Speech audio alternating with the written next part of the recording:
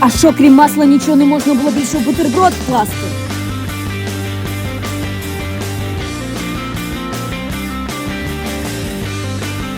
А як я можу заходити, якщо мене весь час родителі мов участок викликають? Знаєш, як я ризикую, коли до тебе йду? Я так більше не можу. Оксанка!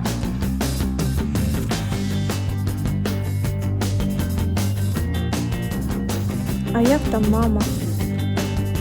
Папа? Якби твої родителі сразу гроші в будку поклали, то було б простіше.